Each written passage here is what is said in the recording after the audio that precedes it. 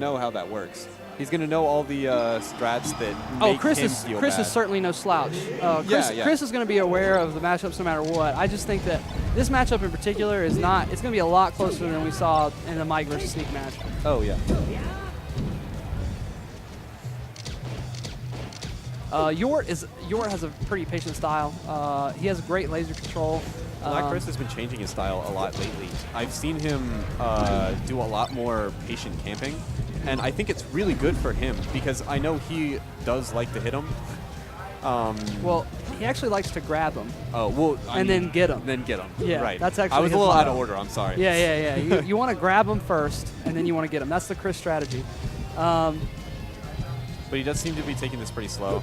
I think you have to slow it down versus a Falco like this that's going to try to just laser gun you. Because you don't want to like try to just run at him and get all your momentum stopped by just every random laser that touches you.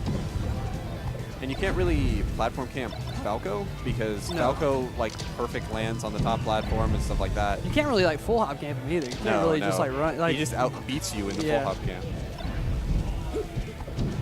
All right. He's doing really good at keeping center stage. Yeah, I really want to see Yort start working in like either some forward tilts because he's not really manipulating the distance very well between him and Chris. There's a lot of times where he could touch him and he's not making him pay yet, but you might not realize he's in range. But see, he tried to work in a daft there, which was good. That's definitely what I want to see. Yeah. I want to see more forward tilts because that is so crucial when it comes to getting Fox like off into that stage. And you want to kill Fox as early as possible. You don't want him living to the point where if you hit him with up tilt, he's going to fly too far away for you to follow up. No. You want to be able to, while you can touch him, you want to be able to finish him. You get into that Marth zone, you know? Yeah, if he would have gotten that downward angle forward tilt, he would have ended him much easier and much quicker. Obviously, he still got the edge guard, which is great, but the forward tilt is a very underutilized weapon in this matchup because you don't want to make it a boxing match with Falco. As much as you don't want to be his optimal laser follow-up range, you really don't want to make it a standing boxing match. You don't want to stand there and jab him because he just has like that shine. It's just going to pop you up, and we all know what Fox players say about this matchup. The Falco wobble. Interesting, interesting strategy from Yort. I'm seeing him like kind of run in a circle around the ring, going to the bottom level, moving across the stage, then using the top platform to get back across the other side. Top platform is just so good for Falco on the stage because you just jump up there and you get the free no impact land. You just go up there for free. Yeah, we see Yort take the lead for the first time in this match, and we'll see if Chris can kind of swing back momentum in his favor. But like I said, I don't think this is going to be a blowout. Nobody ever comes out and like runs over Chris immediately, so we'll see what happens with this set. Because if I had to predict, if I was a betting man, I'd say this is going to be a game 3. Pretty close set. Okay. But would you bet on a Ganon dip? I would bet on a Ganon appearance from Chris. I think he is playing. I think he's playing okay right now, but I think he's kind of slow. He's not as fast as he wants. Well, that was smooth. That was really good. That was very smooth. He just needed the motivation. He might be warming up. I mean, I just think that when he normally is playing kind of slower, he usually will pick Ganon into. Yeah, see, that's a rough way to lose your stock. Yeah, I can see it in his face. Yeah, that's the Menta kill. Okay, so let's see how Yort goes about establishing his space, because when you have a lead on Fox, that's probably one of the most crucial things, is you want to make him afraid to run in so you can keep him at your optimal damage dealing distance so you get as much possible before he comes in. And Yort's so far ahead. He has a full stock lead right now. I see Yort taking this game. Okay.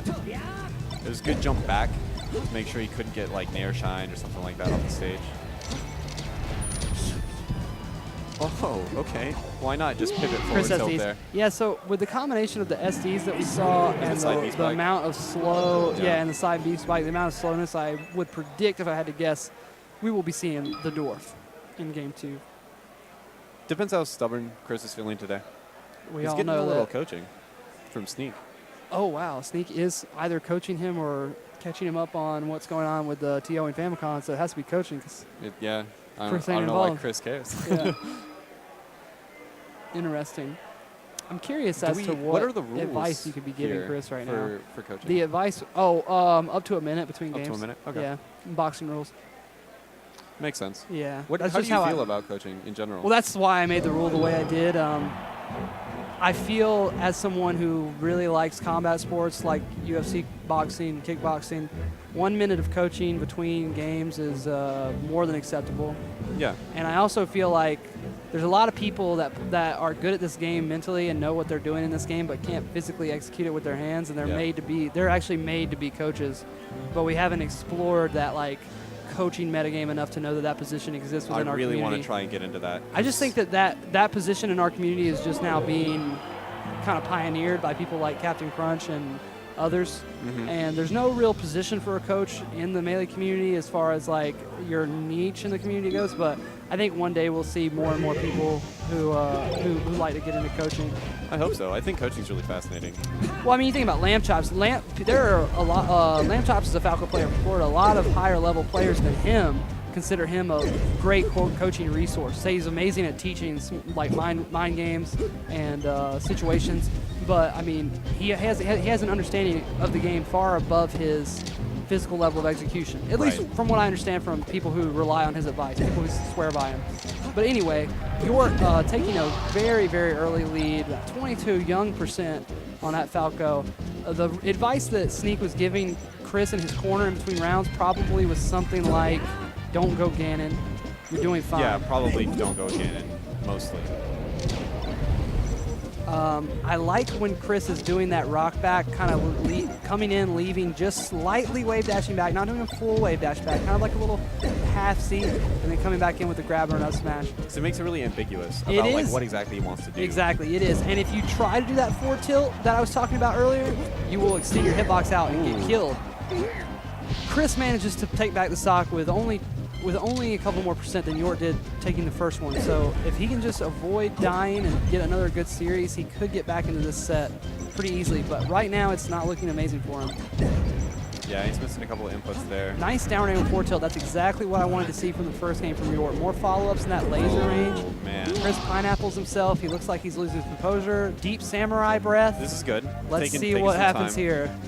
Samurai breathing happening from the hooded one they call Black Monochrome Chris. Oh, shine. Chris has so much oxygen in his brain right now from deep breathing that there's no way he's not going to be able to shine you. Nice prediction on that up smash follow-up from Yort. I'm really liking Yort's laser play right now. He's being really smart. He's actually got way better management of the range in this game than he had in the last game. He's actually forcing Chris back up against the wall, which is only good for him. Like, he's just controlling center of the stage, shooting lasers, running to a platform to force Chris to the middle of the stage where he's actually got to fight him, and he's coming down on him. Great tech. I love that. That was really good. Very amazing tech. I feel like each of his lasers has a purpose. So he's like he's very not with them. Right there, he threw out a couple that didn't really do nothing or go anywhere, but he was trying to hit him the whole time, you know? Right. He definitely does laser in a way that is very controlled and very reserved. Like, I don't... Yeah, did you see how he didn't waste any on that edge guard? Yeah, I think that was like as accurate as they come. So Chris has a long road ahead of him if he wants to stay in this set. And I predicted a Game 3 closeness here, but that was Chris playing optimally. I'm not sure if we're seeing 100% Chris right now. I've seen Chris make comebacks. I've seen some pretty crazy stuff from Chris before. We were there for the Mushroom Kingdom video. Right. I've felt comebacks from him. We had a set last time, or one of the last times I played him, it was like a 3-stock comeback from both of us. Chris is playing Yort is playing so consistently though. Yeah. And you've got to be able to shake somebody. If you want to come back on them, you've got to make them believe. All right. There it goes.